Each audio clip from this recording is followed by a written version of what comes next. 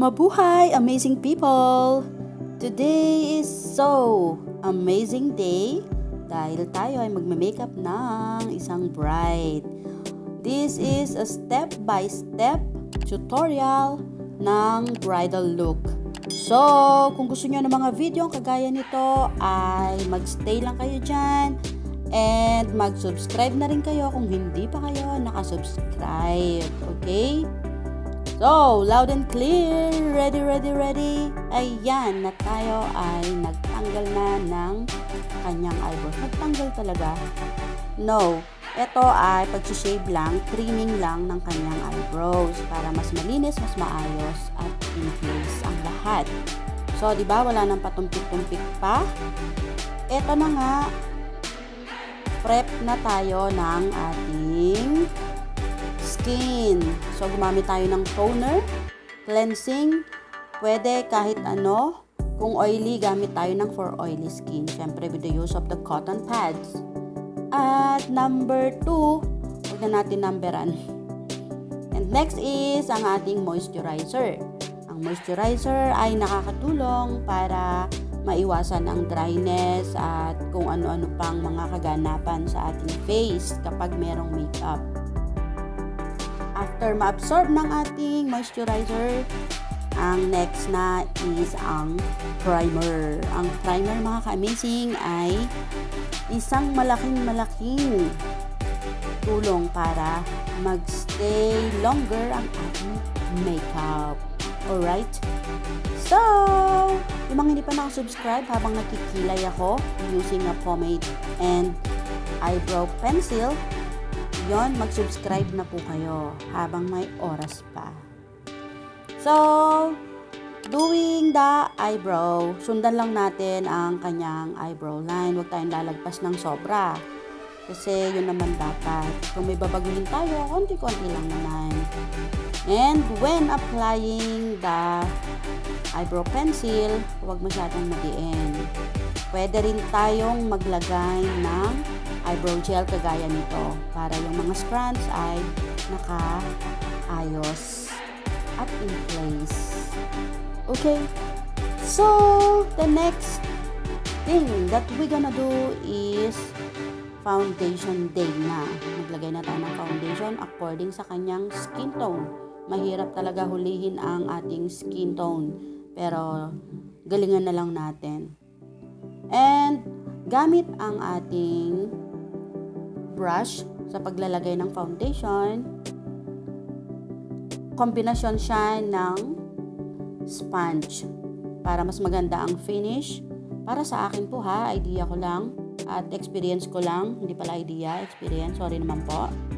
Experience ko lang mga ka-amazing, mas gusto kong gamitin ang brush, pero dati sponge ako, pero na-realize ko, parang mas nag-enjoy na ako using the brush, pero with the help of the sponge pa din. And there you go. Nagmamadali kasi tayo para hindi na kayo masyadong matagalan sa ating video.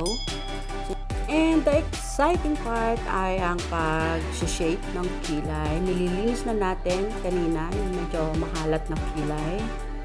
Yon, using the concealer brush. And of course, linisin natin na maayos at pantayin natin. Sa totoo lang, minsan nakakaduling talagang titigan kung pantay na. At talagang yan ay isa sa pinaka-challenging, yung pantayin yung kilay. Well, ayun, aaral-aralin na lang natin yan, mga ka-amazing. At ayun, inaayos pa rin natin, kailangan pantay ang pagkakalagay ng foundation. So, using the bronzer compact powder, hindi ako gumamit ng ating pang-contour. Bronzer lang po ang ginamit ko. And nag-set na po ako using the pressed powder. At naglagay na rin ako under eye using naman the translucent powder. The purpose of that ay para maiwasan ang mga dumi later on at para ma-set na din ang under eye concealer para hindi siya mag-crease mamaya. Sana naman. Sobrang ingit talaga. And using 3 different colors lang. Ito pala mga ka-amazing, kapag bridal look, ang ginagamit lang natin usually ay earth colors, which is shades of brown, shades of beige, mga neutral colors lang. Yon mga ka-amazing. Yun ay base sa aking experience. So, sa inner corner, may lighter shade ang ginawa ko para mas buhay ang mata at mas may liwanag. Yon. And sa outer corner na kanyang, yung ginamit ko naman ay darker shade. There you go. Sometimes naglalagay ako ng konting glitters. Minsan lang naman. And at this point, naglagay na tayo ng liquid eyeliner na sobrang ang bilis matuyo. So, alalay lang sa paglalagay ng liquid eyeliner. And there you go, sinukat ko na ang false eyelashes na ating ilalagay later on. Ayan, sukat-sukat pag may time. And while waiting na matuyo ang ating eyelash glue, naglagay muna tayo ng eyeliner sa kanyang waterline. Yon, sa lower waterline ng kanyang eyes. And ayan, nilagay ko na ng maingat na maingat ang kanyang false eyelashes na sakto lang, hindi masyadong mahaba, hindi masyadong makapal. Kasi ang mga bride ay kailangan simple ang makeup pero iba ang dating. Yun yung fresh, maganda, kabog, ganun. Yan, after that, nilagyan ko rin pala siya ng konting eyeliner, white sa inner waterline. There you go. Gusto ko lang. At gusto rin niya. Char. Naglagay ako ng blush on using peach color lang para simple lang. Hindi masyadong powerful or makulay yung sa blush on. Fresh lang. And sa kanyang lip, gumamit ako ng lip liner for the outline. Masyadong mabilis ang mga bagay.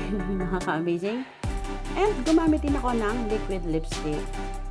After ng liquid lipstick, pwede kayo maglagay ng lip gloss kung gusto nyo. Medyo matte yung ginamit ko dyan. So, naglagay ako ng konting contour sa kanyang nose line. At nalinis ko rin naman ang kanyang lips. At may extrang bata dyan. No? Gusto kasi niya talaga makita daw sa vlog. So, hindi ko siya tinanggal. Hindi ko alam ang name niya. Yun. And there you go. Huwag natin kalilimutan lagyan pa rin ng mascara ang kanyang original na eyelashes. After that, yan na nga, sinabi ko a while ago, lip gloss. At tingnan pa rin natin kung alin pa yung kulang. So, naglagay ako at binlend pa rin ang kanyang blush on na simple lang. And tada! Ayan na ang kanyang final look. So, proceed na tayo habang ang bata ay enjoy na enjoy sa kanyang hair. So, ang gusto lang ng ating bride for today kasi sobrang init talaga. Nakita niyo kung na siya ng punas. Sana tumagal ang makeup na to. So, kinurl ko lang ang kanyang hair using the curling iron. Curling tools pala kanina. At sinet ko lang siya bago ko siya minake-upan. So, gusto lang niya ay ganyan lang. Nakababa lang ang hair, nakalugay. Basta may waves lang siya at medyo kulot. And there you go. Tinanggalan natin ang hairpins at isa-set lang natin ng maayos. Lagyan lang natin ng spray dahil nilagyan ko naman na siya kanina ng styling mousse. And there you go. Lagyan ang leeg at i-check pa rin ang lahat kung okay na. And tada! The amazing bride of the day.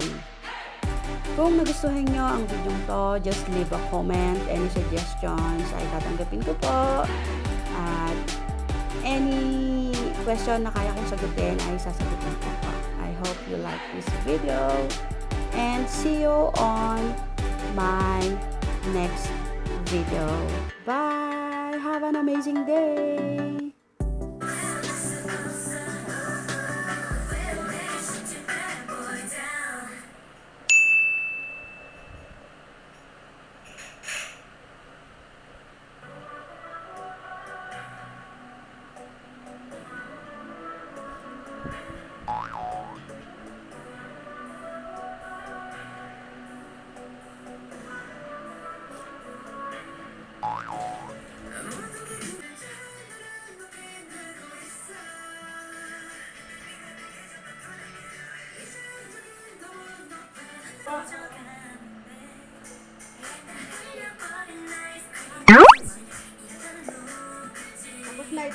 lang. Grabe.